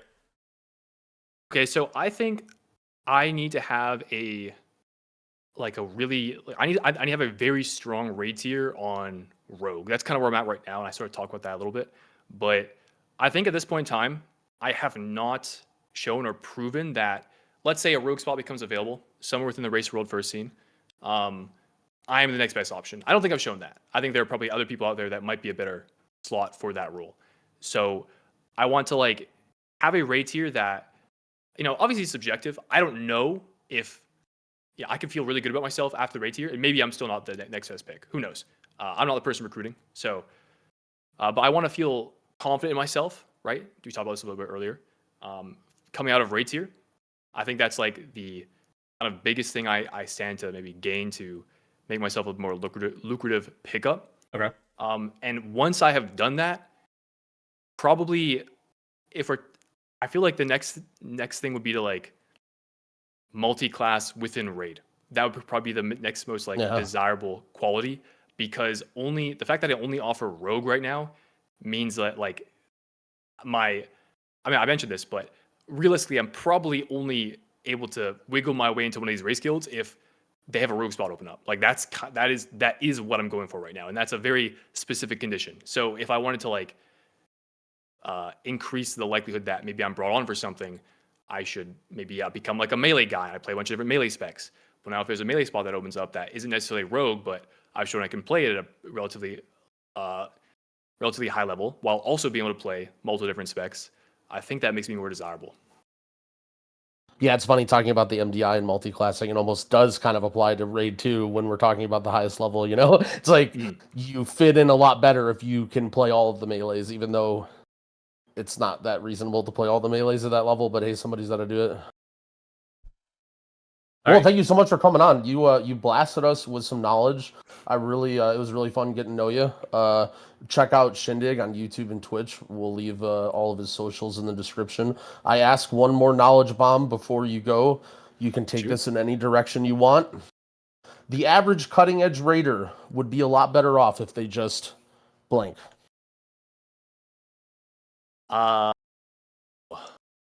Average cutting edge raider would be a lot better off if they just enjoy themselves. Hell yeah, have some fun. Have fun, baby. Thank you, Shindig. It's a pleasure. Growl Titles, thank you again. Take it easy. All right, shout out to Shindig so much for coming on. Again, check the description for all of his socials and whatnot. I think the fans are going to love that one, Growl. Yeah, that was a banger app. I think he's cool because he's the one person that makes raid content on YouTube actually watchable, right? What other raid content creators are there that exist? I mean, we even said it in the interview too, where it's one raid tier is 6 months. How do you do a 0 to hero or anything? How do you do anything? I don't know. I think it's really a banger. It's you can tell that he puts a lot of work into his vids. I think that something that I love about him too is I think just his passion for the game and how optimistic he is with the game, where we're all just cynical pessimists. He brings a breath of fresh air, let's say. Yeah, he's a game respecter. I think that's the one thing where if you had a similar or a dissimilar experience to him, I think maybe respecting the game and the situation a little bit may have caused that. I asked at the beginning of the interview about if people were mean to him. He's no, everyone was pretty nice. And I remember having some specific issues where I was applying to guilds, but in hindsight, remembering back, maybe I wasn't the biggest game respecter. Maybe I had some comments along the lines of, why do you care about logs? Do you really want some ratty ass player who's been in some mid-level guild their You entire hit life? people I'm with gonna that? be actually good. I maybe when you get rejected and ignored over and over again, sometimes you go on tilt. Okay. Okay. Oh, anyway. Okay, so basically this week has been a little bit slow compared to what we had. We basically dumped all of our info that we had last week in terms of like gearing and whatnot. Right now, we're just kind of in limbo for 2.5 weeks, waiting for everybody to get leveled up, and then we're gonna have the season launching on March 17th. I think we talked about this a little bit last episode. I'm still glad that they brought M0s back. At the same time, there's no weird degenerate grinds or anything like that. How geared's your characters right now, Grell? Are you like 235-ish? Yeah, I wouldn't say it's slow. I feel like it's just sort of the in-betweener week, and it's almost, I hate to say it, but like a testament to the launch being good that there isn't so much clusterfuck stuff going on, right? That it's not like, oh, there's this crazy patch and this crazy exploit, and this class is completely broken. Like these would normally be the things that we're talking about, but it's been a quiet launch, right? Like that's kind of what you want if things are going according to plan, right? I think I've done so. My plan right now is to prio 3 characters, make sure I do the M0s and everything on those guys. Yeah. I'm probably playing mage again. I decided on just I want to play DPS, but basically I'm gonna have a resto druid and I'm gonna be gearing it. And if it just stays OP, then I have a geared resto druid. And then if not, I'll figure out what I want to do in keys. And then I had to pick the easiest possible DPS to play in a split so I don't feed, so I have a hunter. So those are my 3 characters that I'm playing right now, and I'm done. I'm not being super nitpicky with getting all the pieces. Like, I actually have the rep for all the stuff, but I just haven't even done, like, the quests yet, because why bother, right? Like, who cares? Sure. I can do that eventually before the raid comes out. And so right now I'm just in the process of trying to level all my guys. I think I'm like halfway through leveling my priest and my shaman. I'm doing one of them with like the degen stuff that we'll talk about in a bit, and then I'm doing another one just like questing. I have 5 guys that are 90 now, or 6, I don't remember, but I'm trying to get every healer leveled, and then my mage and my hunter. The reason that I said I think it's slow is because there's no permanence to anything that's happening right now, right? Like the reason that we all grinded renown is because it was easy, and it's going to be that gear is going to be worn for 2 bosses on heroic week and then immediately get replaced almost instantaneously the moment that you actually get anything from either the raid or M0s. And it's like, I think that that's why it's more slow than anything. At the same time, if the raid came out like tomorrow or something, I would also be panicking, right?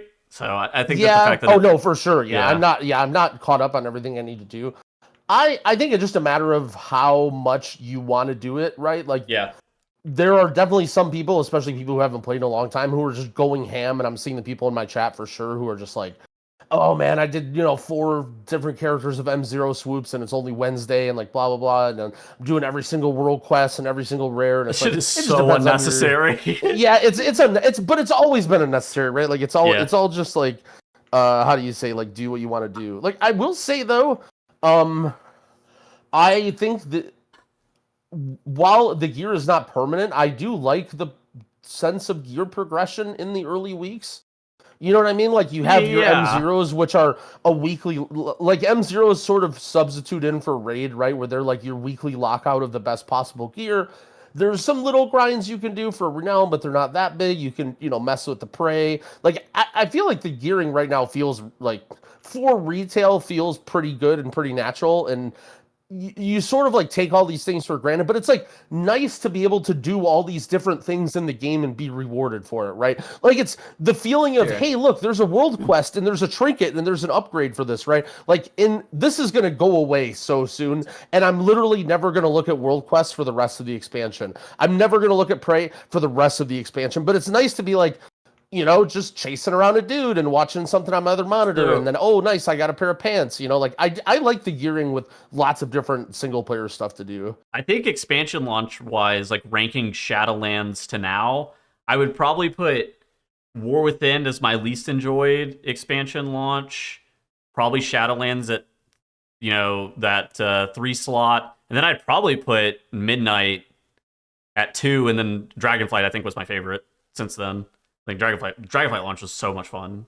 especially those early Yeah. weeks of the Dragonflight. Dragonflight launch popped off. Yeah, that was, oh my god, that launch was insanely fun. But yeah, I mean, I think that I've actually been having a ton of fun in Midnight, even though it's not the most replayable content. I think that that's probably like the best way of describing it. There's like no replayability, and I don't really have a reason to log in for the next 7 days or something like that, which is it's a little bit weird. At the same time, if I was like having to rush, I would also be more annoyed. Yeah, it's just kind of weird to think about, right? Like, Yeah. the idea that some huge percentage of the player base, like this is mostly all they experience, where they just kind of like, I don't want to call them tourists because I think there's lots of degrees of tourists, right? But like the very surface level of tourists are the people who just like, want to see the zones and check out the campaign and check out the story and sure. see Silvermoon, and then they're logged. It's. It has a lot of merit. I want to try and be, we listened to the chat. We didn't do the squishy bit. I didn't talk about resilient keys I only talked about them one time. I think I've been a little bit of a classic Andy, but I think, I want to stress out that retail does serve a purpose and it feels kind of good, right? And it's not necessarily that I'm hating on retail, just that like, I don't know, like I think I don't want to say play casually, but just the first 2 weeks of content is fun. Like I hear these things on Reddit and like in Twitch chat from the power users of Warcraft, right? Who are like, what is there to do? I'm bored. I'm not challenged. And it's like, it's just a game and have fun and fly around, and your dungeons and your raids will come out soon. Like, don't worry about it.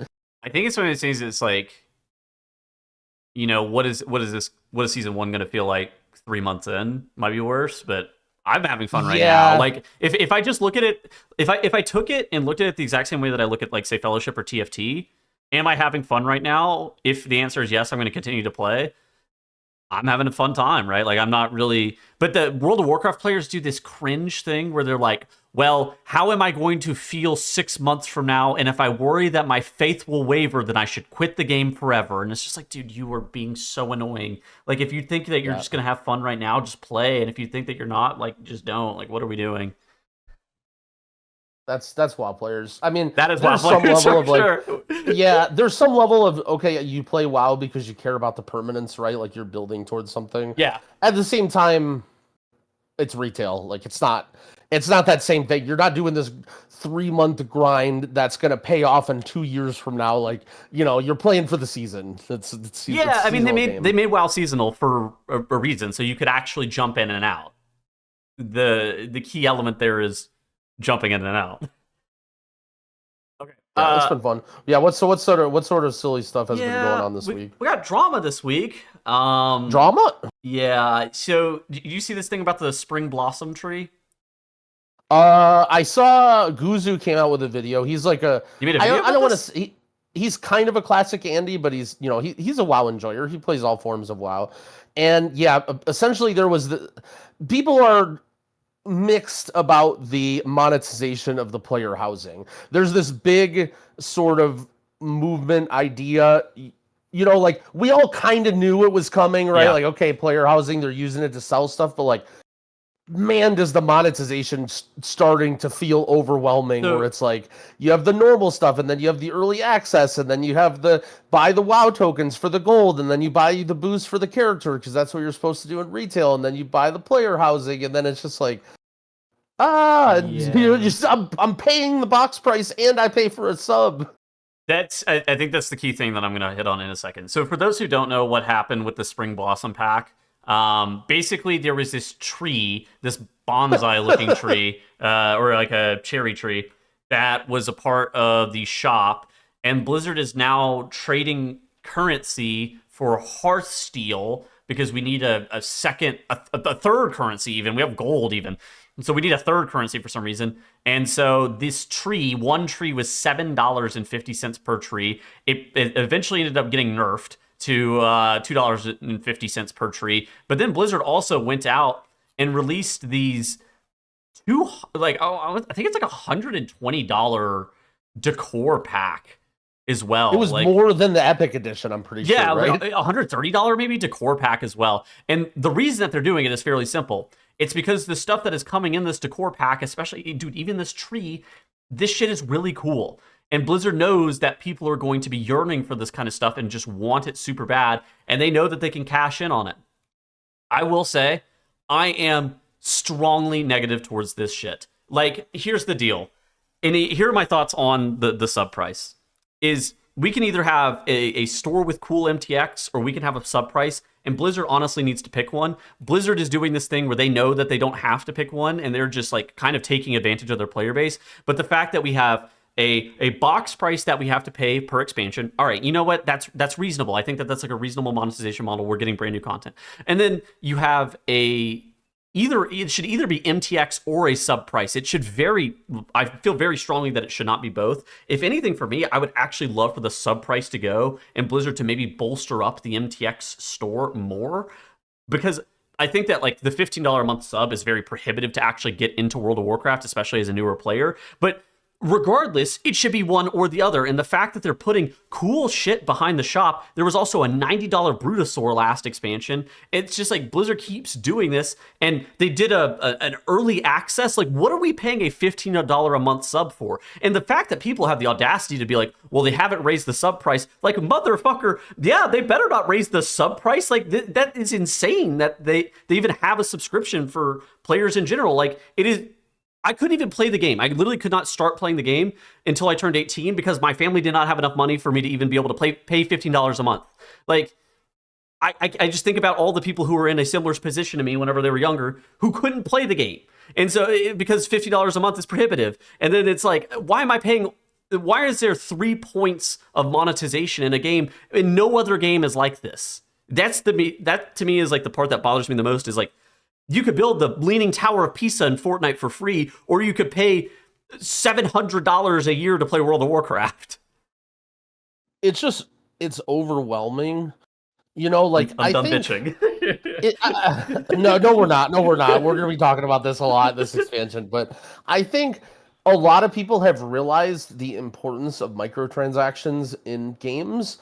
You know, we want lots of new good content, right? Yes. And like, in order to fuel the machine, they need money, right? Now, granted, where is that going? What percentage? Blah, blah, blah. I'm not going to argue that. But the point, the fact of the matter is they still need to make the incentives worth it for them, right? And the more stuff they, put in the game, hopefully the more content we get. But at some point, it's just so overwhelming, like, to have occasional things go in the shop that are very themed and very seasonal and occasional, and they feel special, right? Like, okay, have a mount here or there, and like, maybe a decor item here or there, but it feels like they're like building a catalog of all of these things. The coolest shit. Like, the coolest shit is showing up in the store, right? Yeah. I think it's just really overwhelming, and I don't want to be negative about the housing thing here, but I think a lot of people might resonate with this. Sure.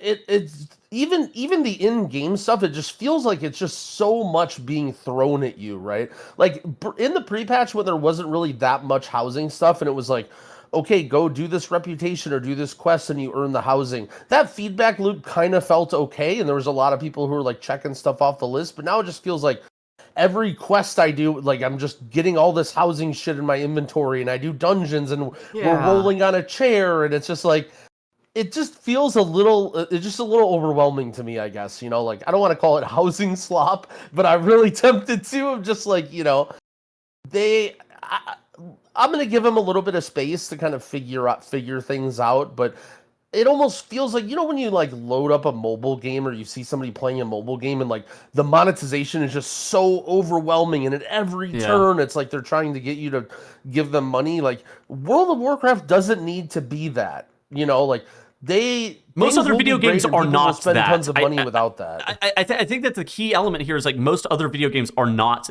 that, and it's. Are you muted, or you might be muted? Sorry. Oh wait, I was muted. Shoot. Okay, you're good. I was like testing my headset. Sorry. I said so. Like, the point as well is like most video games are actually not that, and I think that that's actually kind of the part. And World of Warcraft wasn't that for such an extended period of time. Like, the reason that you were paying $15 a month on a sub was because there was no shop. Right? Like, is because everything was accessible in game and they needed to pay for the servers. And neither you nor I are being like, oh yeah, capitalism bad, because that's not the point of this argument. It's more, I think that it's like the monetization, having 3 points of monetization just feels really cringe. And it's just like, what am I paying a sub for if it's, because like I buy Fellowship or whatever, and I pay $30, and then I play that game forever, right? And they have MTX, and it's optional MTX, but I don't have a sub on top of that, right? And that's kind of the weird thing. Is like, why is there?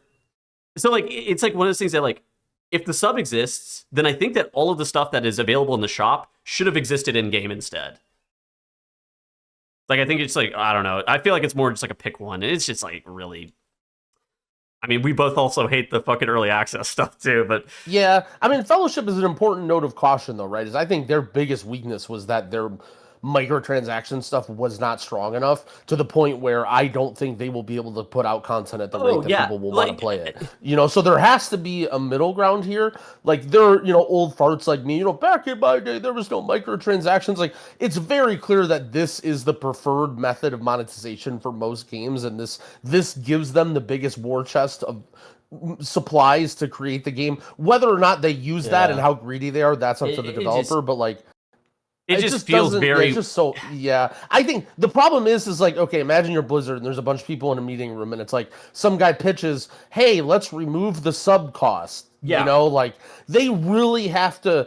I still feel like they should consider it and think about it, but like I'm sure it's not that big of a deal, and it is a really big sticking point for people, right? Like people talk about that, like, oh, you need to have a sub. The idea of paying for a sub is not normal at all for most games. Well, nowadays. I mean, Classic, the only thing that you have to do is pay for a sub. I actually think I think that they would lose a lot of money doing it, but then it kind of calls into question, like. They would have to find another. They would have to find another monetization avenue for Classic players. But also, there's kind of the question of like, how many new people would you actually get into the game by removing the sub cost? And I think it's just a short versus long term thing. Like, I would make the argument that over time, over a long period, that removing the sub cost or removing the box cost and having the same thing be with retail would be like better for them in the long run, right? But.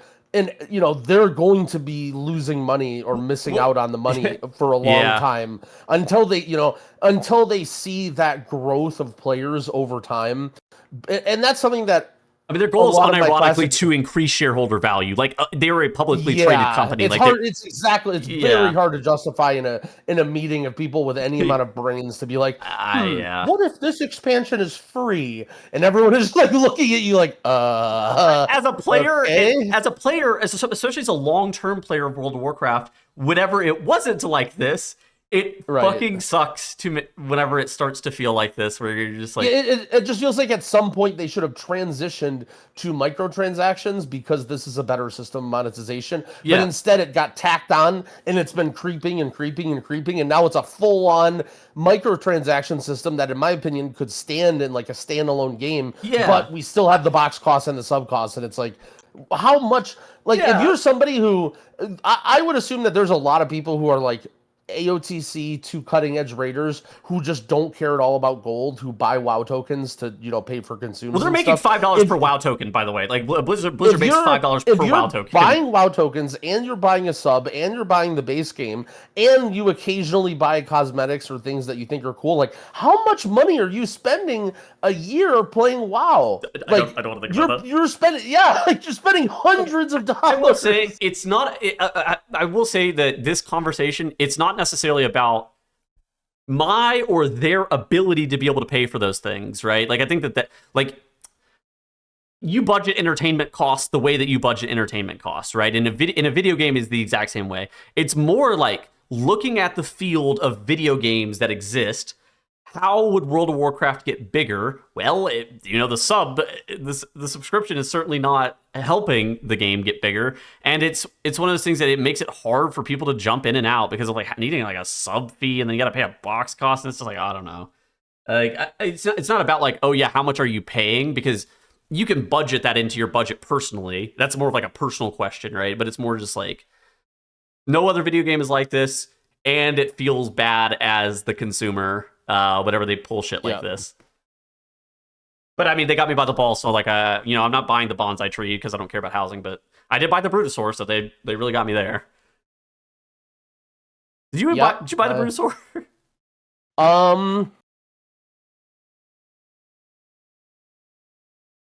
I did. I know it actually was purchased for me. So the same person who pitched. So actually, there was two people that pitched in for the Brutosaur mount and BFA. I made a video basically saying that, oh, by the way, it's going away and you'll never get it, and I'm poor and I don't have it. And then a couple of viewers were insanely kind enough to pitch in and get it. And then one of those also pitched in and bought me the Brutosaur before it left. I didn't know you're friends with Bezos. Like, what's going on over there? Yeah. You know, I'm a little bit spoiled. Okay, well, only one more thing that we got before hopping out this week. We got, the two interesting things that you and I have to showcase. You linked a Steam link for Vellum Raid Night Study Hall. This looks like some shit for Final Fantasy. Like, what is this?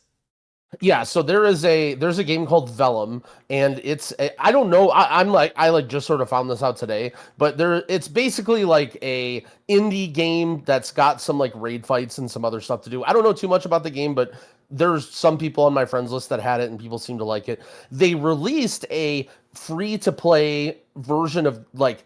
It's basically like a very short version of their game with their engine called Raid Night Study Hall. That is the current Midnight Raid, the first Midnight Raid. So you remember those like Pineapple Flash games or whatever that they always do? This is the WoW Raid Midnight with all the mechanics, but you play as your Vellum character. It's basically like, you click. It's very, very similar to Pineapple, but it's like an actual game with an actual engine with like a little bit of a rotation and stuff. And so this is like, if you're looking at, if you're the person that really wants to like learn all the mechanics and see the raid, you can actually download this on Steam. It takes like 2 seconds and it's free, and you can see all the bosses and it walks you through the mechanics and stuff. I know that people in Final Fantasy unironically use something similar to this. So I didn't understand. So I got this link to me from Final Fantasy people, and they were talking about this and like referencing Final Fantasy. I guess they do this sort of thing in Final Fantasy, but I didn't understand how Vellum related to Final Fantasy. No, this is a thing in Final Fantasy that they do as well. I think it's the study hall aspect of the Final Fantasy bosses, because their encounters are like 18 minutes long for ultimates or whatever. Yes. The fact that they can like jump in and out and like, I think it's practice. I think that's what they're doing, is they're trying to actually practice the mechanics outside of Final Fantasy, where World of Warcraft doesn't really do that. You don't really practice mechanics outside of WoW. You just pull the fucking boss again. Like, and it's very, very basic, right? But I mean, it's still like, just so you know, like, okay, get in the tank soak, like, okay, move over here, okay, now add spawn, you have to kill him, right? And it's like, it's just a fun way to teach you about the mechanics of the raid if you want to be prepared and you hate reading the dungeon journal and you don't want to watch a bunch of guides. All right, what I got for this week is I have a good way to level additional character, and it's actually hyper spawning, killing mobs, killing these mushrooms. So in the bottom right part of Herondar, there is a quest that's attached to a side quest. The quest that we are looking for is To the Ring. It's attached to like the You Strong quest line, and basically what happens is you get like mushrooms that assist you, and they spawn guys out of a portal. If you are in a group of players where you have one player with one mushroom assisting them, one player with 2 mushrooms assisting them, and one player with 3 mushrooms assisting them, you get like 12 mobs every like 12 seconds popping out of this portal, and you convert your party into a raid group intentionally to make sure that you can still get XP, but you're not actually progressing the quest. And so then you just sit there for hours on end farming these mushrooms. You get 1.2 million XP an hour, and so you're basically able to just kind of level a full character all the way up to max in like 4.5 or 5 hours. So it's pretty chill. There are, of course, a bunch of ways that you can level a character, but this is one that has been found recently. I think it's the fastest. If it's not the fastest, it's actually quite close to questing in the adventure mode questing fastest route stuff. But yeah, this one's also something that's pretty good, and it's a little bit less technical than trying to figure out and calculate the fastest questing route.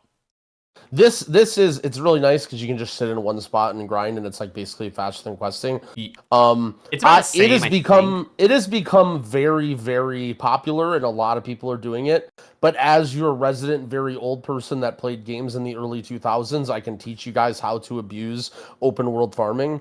So basically the way this works is, let's Settles mentioned, you want to be in a raid group so that you don't progress the quest. So it's a 3-wave gauntlet. And so what you do is you get 3 people on each wave, and then you stand there, and then you just are in a raid so you can't complete it, and it just keeps spawning all 3 of the waves over and over again.